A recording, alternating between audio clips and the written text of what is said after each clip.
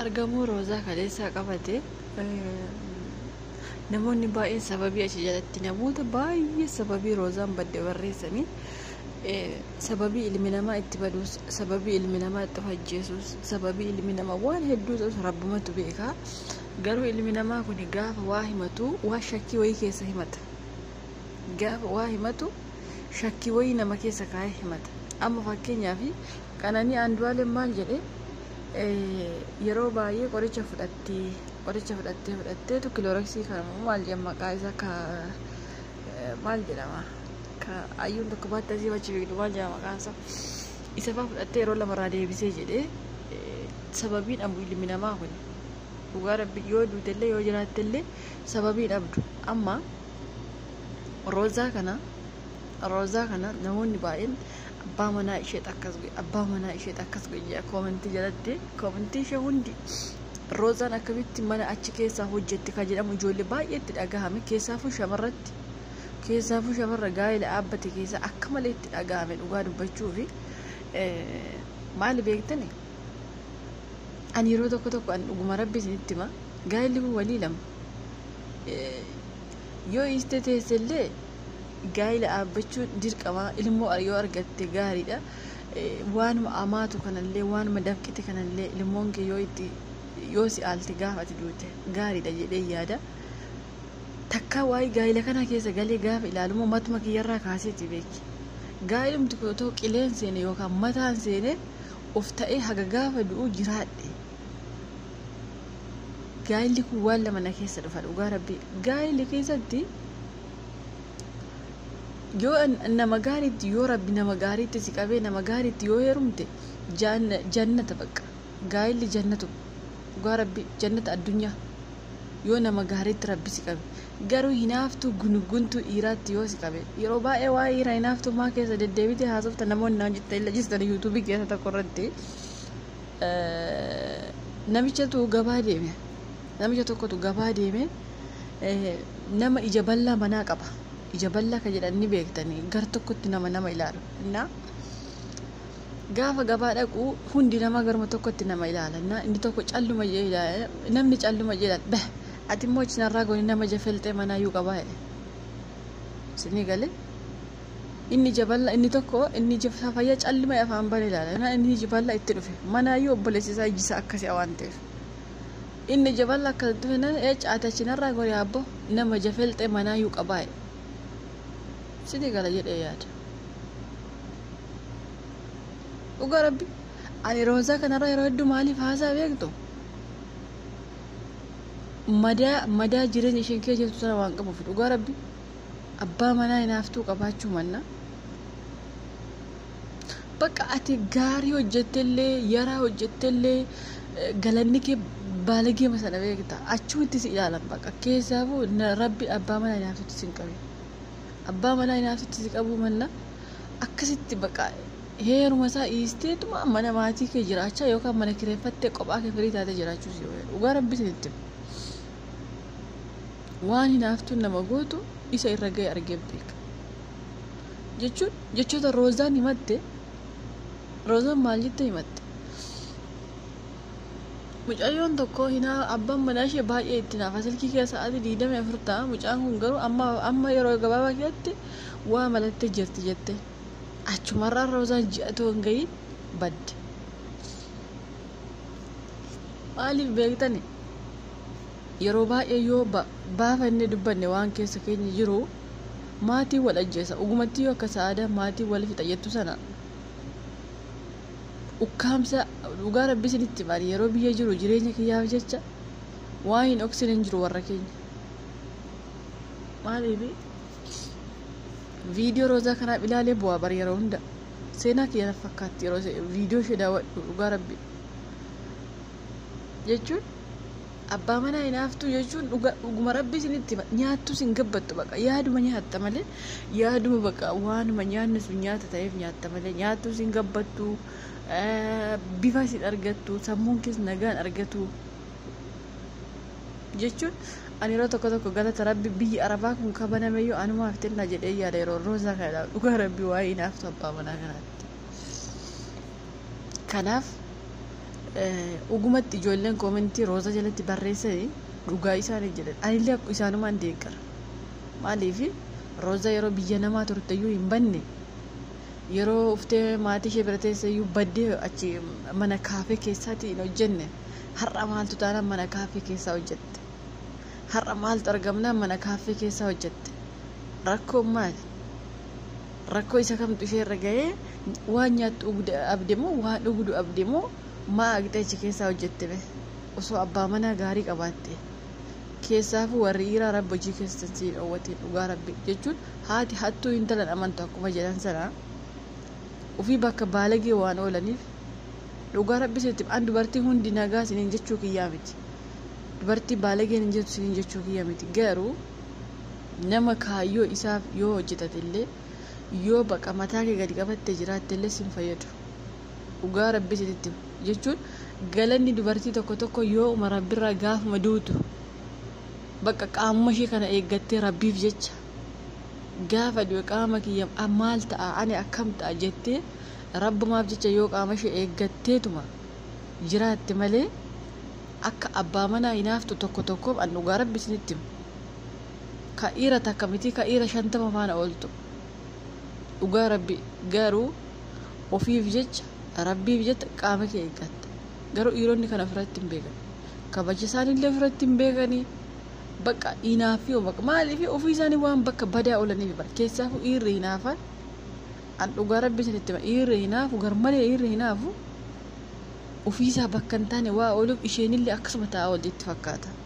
Maaliif ofii jiruuf jireenya hin qabu waan ta'eef sanuma gaggeessaa oola sillee akkasuma siisa akkasii.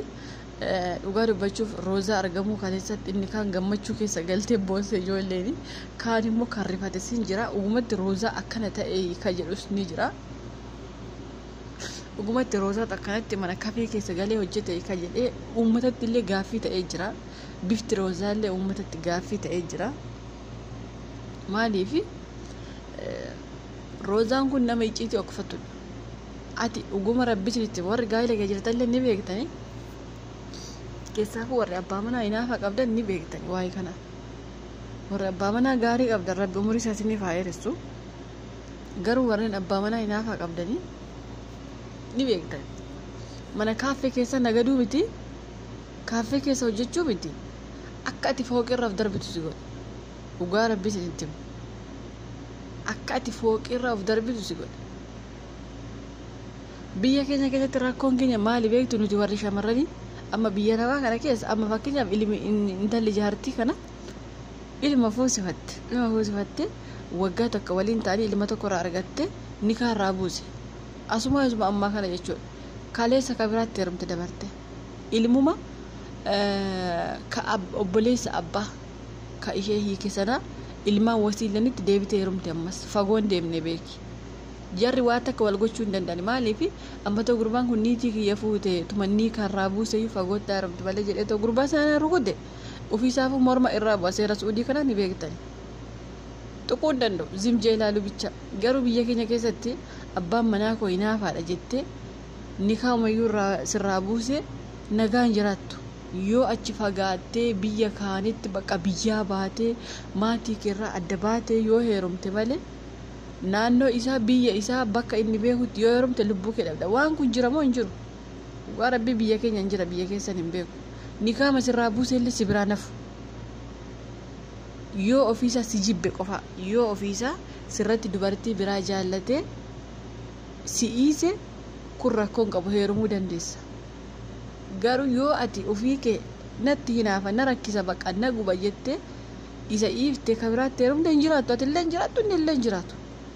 Dhugaa rabbi naannoo keenya akkasii naannoo keessan hin beeku malee atis hin jiraattu innis hin jiraatu. Garuu achi fagaattee heerumuu dandeessa biyya fagootti. Nama isaa waliin beekne nama biyyi hin beeknetti heerumuu dandeessa biyya fagootti. Isayyuu guyyaa tokko iyyuu kan maatii keeftee dubbistu iyyuu isa fiddee dhuftu. Kanaaf rakkoo akkanaa waan damdamattuuf dubartoonni yoo illee isarraa adda baate jireenya nagaa waan hin jiraanneef mee ta'innaa jettee jiraatti. Garuu dhugumatti ani waa'ee Roozaa kanaa yeroo hedduu bakka maaliif ati yoo rakkoo nama ijoollee baay'ee maannaa jettu beektu ati maa waa'ee roozaa kana gadi fageenya irraa safxaatumtu ibee qabdana jette mucayyoon tokko kominti jedhetti ati beeki ani ko bira qabee sinimatti masiniin galma akkuma roozaa yeroo seenaa ishee odeeffatte tokko dhugaa rabbi jireenya kee jiraachuu bakka jireenyi kun kooti abbaa manaa hinaafaan qabu kiyya itti gammaddee jiraachuuf hin danda'amu. Hindi isaa jechuuf immoo akkamitti dhiifta jireenya irraa qabda ilmoo irraa qabda in ulfaata. Kanaaf namoonni roozaa maaliif mana kaafeetii hojjette kana mana wajjeesuu wayya ka jedhellee ni jira koomentiitiin no wajjeesuu wayyu baga hojjette amma sa'aadaa toofuute galte jireenya ishee oofachuu ni dandeessi. Kanaa booda in beekamu maaliif akka isheen badde anama maaliif abbaa manaa ishee kana gadi fageenya hin arrabsu beektani silaas nama arrabsuun faayidaa hin qabu waan dhugaa rabbi durumaa nama arrabsuu hin beeku hin bu'a malee yoo rakkadhellee yoo bakka waan fedhe illee hin bu'a malee garuu abbaa manaa ishee sanallee yoo ta'e homaa gochuu hin danda'amu. Eerumtee jirti niikaa ishee irraa buustee kabiraatti darbuuti hin dandeessu immoo rakkoo roozaa rakkoo fagoo natti hin fakkaatu natti. Rakkoo samiirra gadi bu'isa kaminni kan mana kafee ishee geesse kan jedhu anattillee gaaffii natti ta'aa bule dhugaa rabbi gaaffii natti ta'aa bule nattillee maaliif maal rakkattere qoy argaa jirtu hamma takka yuutuubii illee hojjetti yuutuubii illee kaffalaa fi barroozaan ijoollee maal guddifti maal rakkatte maani nyaatuma kana maana maatii isheetii too fidatte mi'aan too fidatte bakka rakkoo maani garuu rakkoof mana kafee galte natti hin fakkaatu. Nama rakkoof galee illee natti hin fakkaatu. Namni rakkoof galee viidiyoo na waraabina viidiyoo na mul'isina namatti ba'uun barbaadu na oksaa hin jiru. Kan rakkattee gubattee okattee jiraachuu barbaadde mana. Akkas goota bara dhugaa rabbi yoo hinaaffaan si gubee baqaasuun mataa keerra si bahee hagati duuduu yoo inni si eeggate dhiifte akkatti okattee jiraatta. Maal gootare yoo maatii himatte maatii sanatu waliin gahaa wallani kanaafu isallee baqattee maatiillee baqattee ija kee gurra kee fudhattee mana kafeetti galtaa jechuudha. Dhugaa rabbi roozaan kun waan maqaldii wayitti galte sirriitti hin fakkaatin waa salphaa wayitti galte sirriitti hin fakkaatin dhugaa rabbi waanummaa lubbuu isheerra gahee waanummaa rakkoo mataa ishee yaabbatte malee roozaa waan qaldiitti galte itti fakkaatu. Garuu lubbuun jiraachuun ishee በጣም namatti tola dhugaa rabbi lubbuun jiraachuu ishee bichaa gammadeen isi waan feetan barreessuu dandeessu miti ani garuu lubbuun jiraachuu ishee bichaatti dhugaa rabbi kaleessa illee viidiyoo jedhe waa irra haasa'u wallaalee bakka imimmaan illee na hu'ee bakka dhugaa rabbi har'a garuu tasgabbaa'eetuma irra haasa'etti fakkaata. Garuu mana kafee keessatti hojjechuu ishee ijoollee baay'ee aarsee jira hin aarinaa isiniin jechuu barbaada. Fayyaa ishee taatee nagaa ishee taatee fayyaa qabaattee achi keessa yoo hojjette kunoo har'a argamtee gara maatii isheetti deebi'uu dandeessi. Garuu too guyyaa sana akka aarii gootee lubbuu ishee balleessiteetti ta'e nutillee ishee arguu hin dandeenyu maatiin isheellee ishee arguu hin danda'ani yoon addunyaa kanarraa baddee jirti jechuudha. Kanaaf obsa qabaatanii bakkuma jiranitti okatanii jiraachuun gaariidha. Yoo wanti sun waan lubbuu namaa baasisu waan cinqii bakka sammuu keessi cinqee inda'um waan namni suni inaaftuun dhugaa rabbi teessee si gubuu himanna yookaan si ajjeesu yookaan ati biraa falafalachuu si wayya malee way halkan hirriba raftamoo ganama teessamoo guyyaa teessamoo inaaftuun waa inaaftuun dubbatiin hamee dhiisa. Amma gaafa roozaan waa'ee seenaa sanaa haasoftu akkuma qoosaatti haasofteemi. Waa'ee hinaaftuun maan dubbatiin dhiisa dhugaa rabbi sinitti waa'ee hinaaftu achumatti dhiisa haafu waa'ee ishee dhugaa rabbi waa'ee hinaaftu dhiisa. Ani waa'ee hinaaftu haasa'e yeroo danda'u beekaa irraa haasa'uu isa malee dhugaa rabbi hinaaftu